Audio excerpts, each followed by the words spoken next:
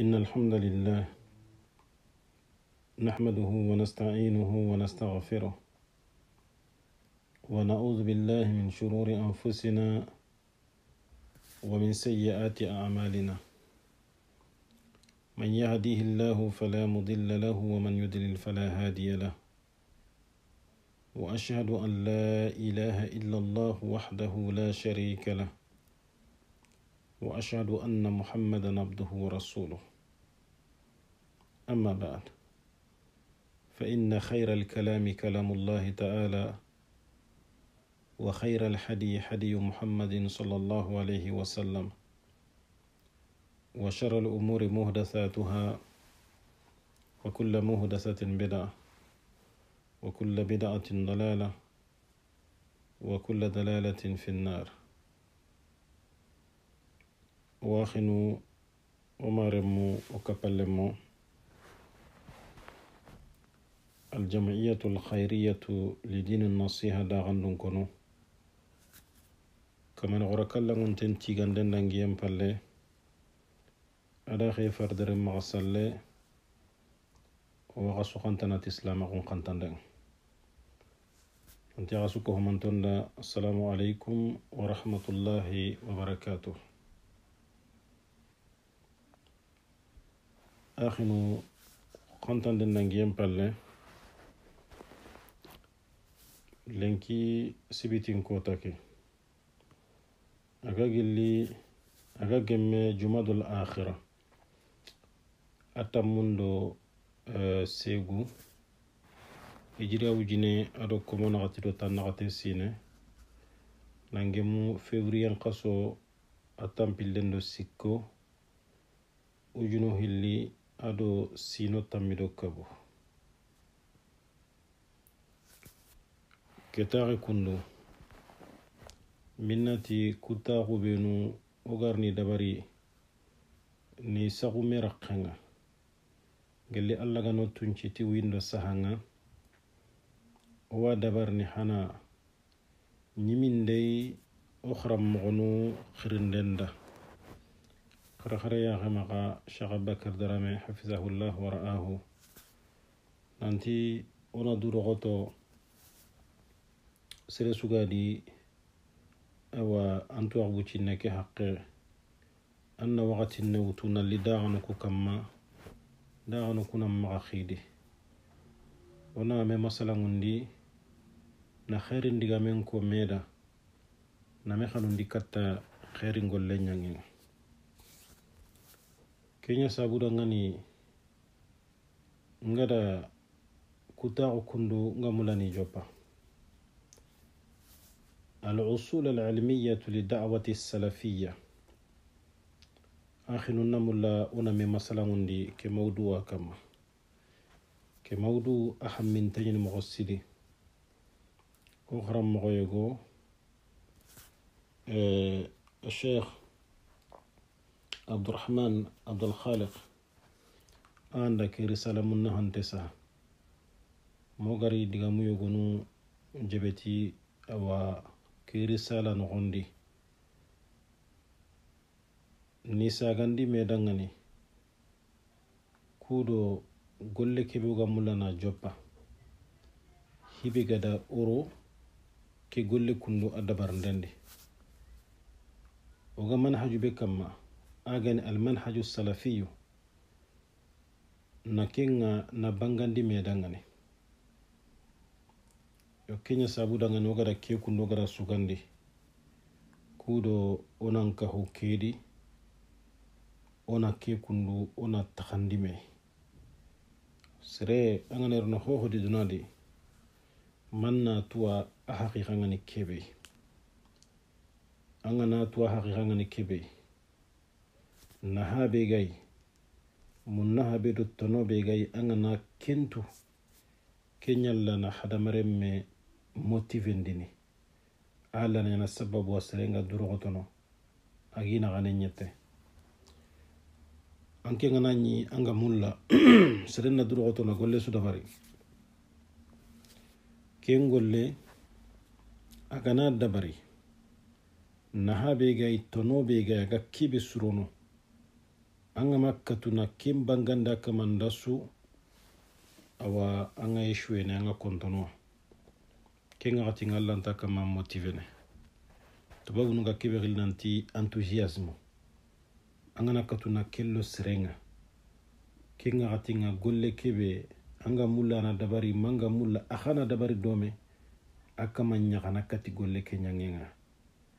ho hondambe ga magargar no ken golle tara warna tara kanga makatuna ken kama mfahamundi kenga tanni awa akhalelene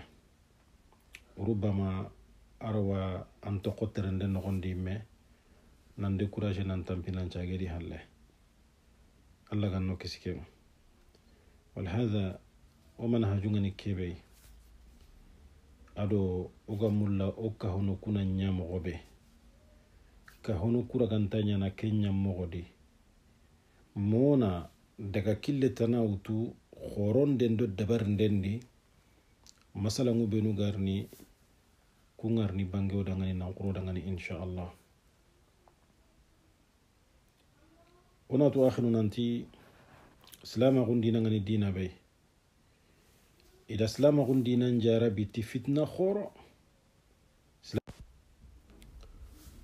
salama ko dina danken tar ko gille kundu fitna khoro ado jarabi khoro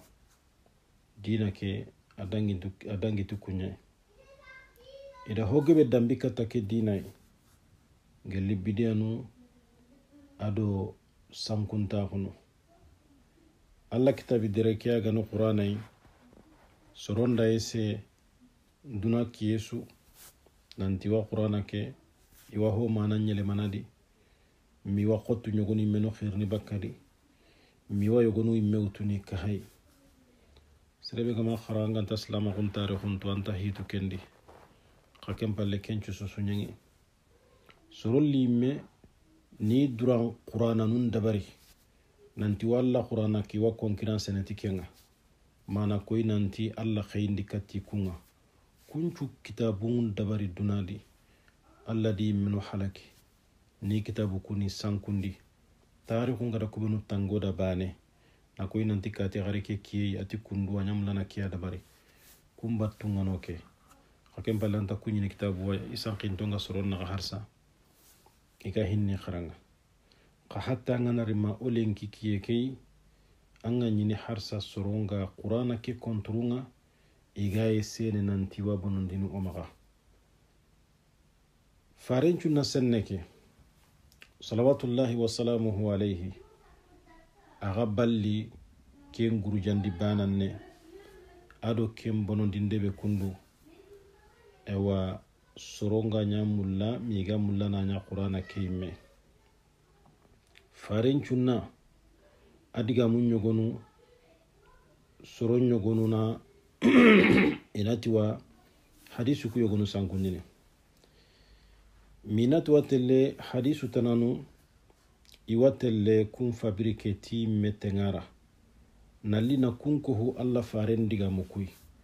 kudo na dina ke na birsaw maga ona nyake to ganta tongundo gare mbakamedi o ganta digan chahante ado digan sahantan bali bakamedi masoro yogonuri dunadi kunga esede nantiwa alla faren diga munyogonu sagandini nanti a ke digame kundu angana koy haqqle nga ke lojuru anai angana khenche bre nga serebe ganati na bre ke digame kundu hukumun no gondi li khiye nyani serebe ndati na ke kundu nyan to ko halle serebe ganati na ke nyaro kunda bo kunno suroli kite menanti ikunda korosinden dabare nanti korosinden di sunna gumu maslami nun gati faren alayhi salatu wassalam ara digame kibe suko nanta bire ke haqqen no gonde serellan taken digame mekon Allah kusu suron kite dunade kembire masibo bane sugadi gelliku masibo khoro kundui kemba nirani islama gundina atta gumancha khoronchu burugana kemba nirani islama go kelle silin dugutandinoi kimba ni rani islam ko ke dina lagana nasu nyahami nasu birsaw maka na tilifindi bako maka kaman gora kallangun tengam pakanya gara to tunka gondo khoni su nanti ke dina kundu ina tangana Allah do to tunka gondi na kenyi na timmandi Allah do dina leslin tanga odangane Qur'ana na Allah tangande nyadi sunna senne kena Allah tangande nyadi bawni Allah ka Qur'ana di inna nazzalna zikra wa inna lahu lahafizun Qur'ana ni metwano nyugonda sunna londa no gondi dina ke leslin chu Allah na suwa tangana bawni Qur'ana gana tange sunna ngana sanku magana biriseo kan taga ho sahantenda ho lampunta kumba kamedi harsa kenga ho torno dina ke leslinga kembere na Qur'ana bane tanga kenta wasene kaman gora kallangunte ana sunna ke ana tangana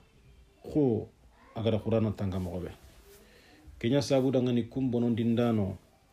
kun gurjandano Allah khonno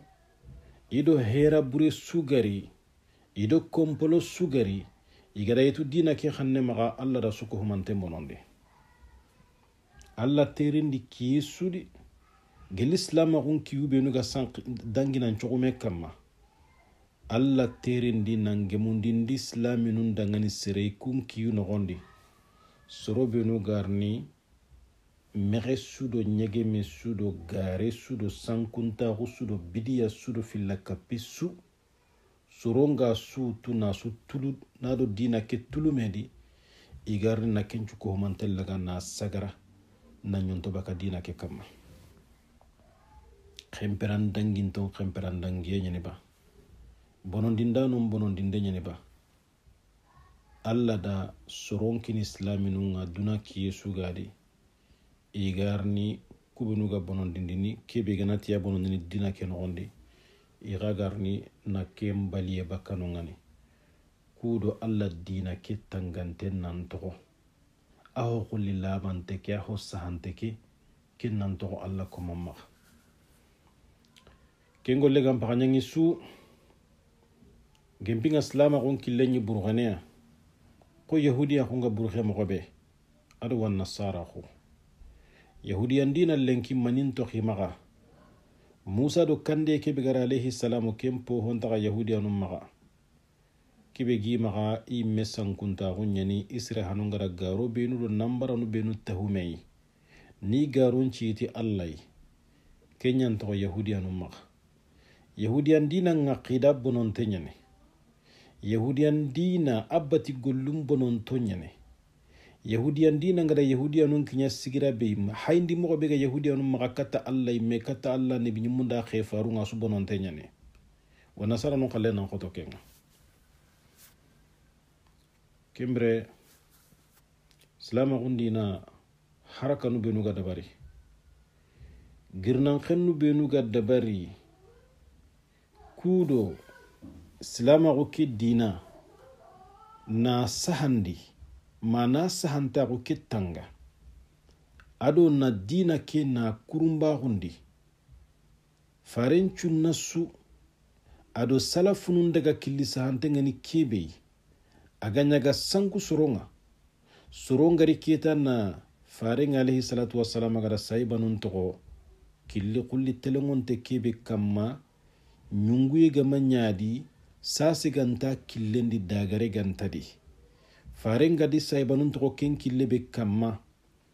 surongari na ken kille wara nallo nyege mendi agari nyaketa bidiya gumahu jinna batte wali batte mazhabin pasande kendi medi daga na khabura batte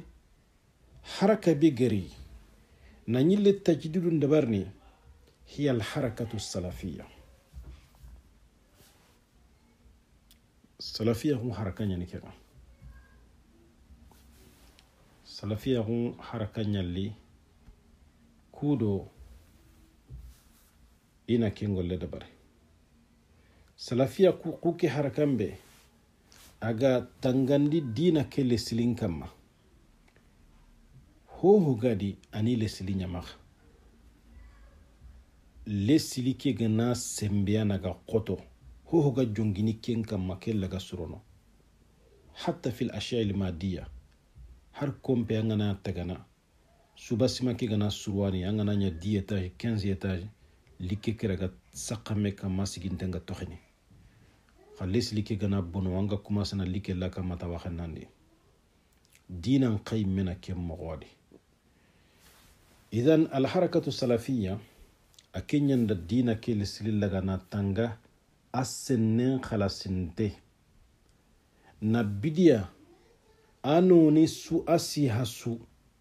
na ken katabaka dina ke nogonde sankunta ku suiga da gana na gi dina ke nogonde salafiya kunyanda sagara bakka dina sagi kamannoi ta'awilatun benu suro benu gari na Allah digan kannenga na tolomi na elema Allah imegada mana bi muruti digame ki kongenga Allah imegada makankutunu benu sabatindi dui na tokunu benu sabatindi duda ngani sere benu gari na mbara kunga na kunyelema na mana nu tanando urenu tananu kinia salafiya nu nyalli na kisu kuhumanten chagi battende Allah muradu ngani kebe ikoni digamundi na kembangandi suronda faring alayhi salatu wassalamu amuri hongani kebe ikoni digamundi na kembangandi suronda ngani kembire nyungundi sudo tolominde sudo harahunde sudo urey bure sudo fasari bure su agaro sogo Allah digan khannun kama ado Allah faren digan khannun kama alayhi salatu wassalam salafunun to anon nyalli na kencuraga na tongunda gare mbugumedi na wutu gelli Allah faren saibanu gelli jama sankunto binuga kumase nan bangi wakatinga saibanu ngedi gaja do ke tonkulle kundu tangandenga kengeni dina kele silin tangandenga a jope gelli kenga gata saibanu ngakatinga wa hamala rayata min ba'dihim ulama'u tabi'ina wa man wara'ahum saibanu ngakatinga dangi kembre iraso rindano serebenuga génération be gari halle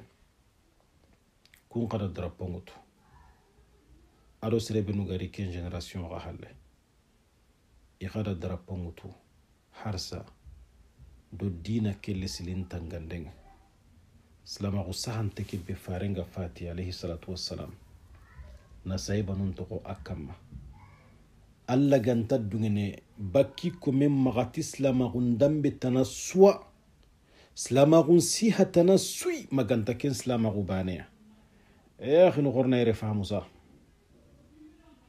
islama ko kelen ki serege badu dambini katay anga sangal le ken gondi khan islama ko bonon tanyani alla gandura ga kisno la tanga bawni islama ko akalite ngobo de daga kille ngobo dinan fahmi mo ngobo bati mo ngobo yogonu nga bire mo godi idan kem bire mo go ado islam ngati islamin nam bire mo go be ina metta kinia bidiyan golle be garo bati gollu no gonde makati kenyi mekane aqida keyme shirkiyatunu benuga brisiyana gonde lada buru benu do bidiyanu benuga tongo islaminu maga mayogonu gada simmay menanti islama gunyi mi men kunyay kenyangri allah yogonu ngano lenki wahara mari mumbata yogonu khallengri ngalinto nyimme batinde ngadi watele ma hurumbati khabran nokonde iwi nyaga na honga kebe komengan kawana nyaga allah mebane subhanahu wa ta'ala kembre kusuro benu kundo saibanu ngatingari afwan ko empoma saibanu ngatingari nandangi igari na drapon kini kubano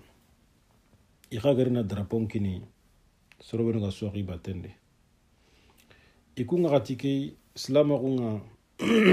umma ke jidalli sangal len khoro luwano ngobo dina ken gondi gelli farsi ganko ado rumiganko ado shu'ubu nu tananoy populu nu tananoy kuncuko humanton garo nalliro silama gundina nogonda nya jiday hadamare men curne ga tubini garno dina nogonde kembere kuncuro binu garnan tubina lo dina ke nogonde yogonu islama ko kesa hante manyi yogonu khallen sa hante ni dute wiye kamma hede qido hori narondi dina ke nogonde kebe ga manyi dina ke nogonde annan yogonda ya dute wiye kamma kudo nali dina ngurjati nogonde soro nyogono ka tekniki ni kenya hari warna sara dina ke mehe masalan abonne awa asababun kite kenya di joparunga yahudiya nu nyanda wari nanti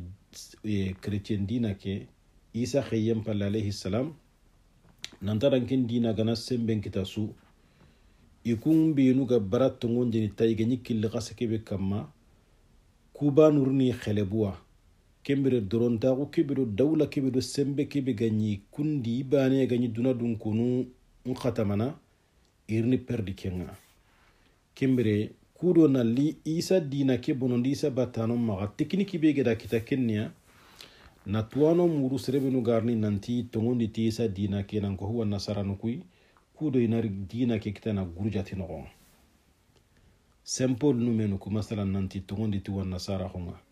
ali nanti na reformu ndabari na tajdid ndabari na hinun kurumba onde mais tajdidu simple maga kenni alla gara kebenya sharia ina girndi keni sharia alla batande kenge wana sarandina jeni haramtena di dolo minna haramtena di herngitigi haramte ila akhiri ho kabantonga maga kunna kabanteni dina kenon mais idan ku nganna mukiyatu wano imman ko kunyalli na dina ke reforme na elema na alla khalle ke bagadi ni me khalle la non ida soron jankundi dina nyimman ken tayakhini ay gonda ya xarencu wanna maxa mbankanta xuñadi mangankara keñana allah mbatten ma anzala allahu biha min sultanin allah ma ke ñanxandi sere su kamma allah ma kello kome kamma kempaña sababu masibo xoore be gimaxa duna di lenki igu xorongada gollu benu ñawandire monga église nondi migre be ñawandi yaqu ila akhiri allah di yagundi na lawara minga taxorexe kebe lenki ken diga menga dunade kembire soro ñogonuri na lo silamaxo ke dinan xanoxonde khasudu tanamani kunkaman ni kenga he iraga kata na ese mogobe iganati islaminun niya iragarni gurjanden dabari awa dina ke nogonde kembire salafunun tuwana khoro kuntuwana kallamunto iyan cigiti dina ke tangandenga nanya gardingwa na qur'ana tanga na farin cunna ke na tanga tarihunda idan kin naganiyette idan kin durugote alla killendi tarihunda kenga da tanga idan ngani oda ken khara tarihun kitabun nogondi durugoto benu ga dabari ujine kedo komon ngati sinen nogondi na lawra mo ko ta qura kebe na garanton gaja sankunton gaja bidiya gumon gaja mazhabi kurumbo benu ga bange simme kara do fotana karai igati makarta ta idan kun simme buru ini lutirono dina kiyadi ni nya slama kun simme ni nya slama kun daga kille masre benu gari hankandi politikin kille mere nantuwa mere khamana islaminu nga mere mogo islamin kahunu nogondi ado alla manhajungan tatele dome ida kusuko humantom puse baka umman kama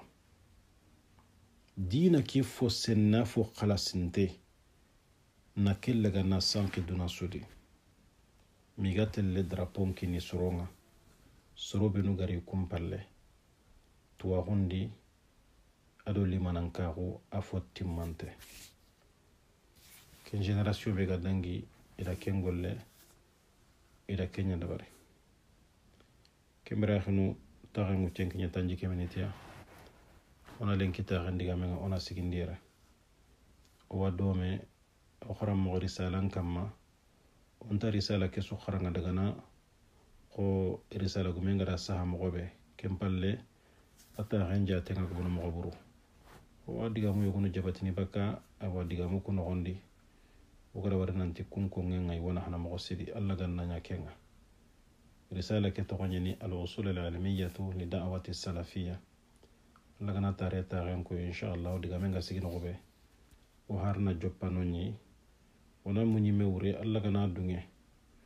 o danke kaho kundo gada taxondi do mana be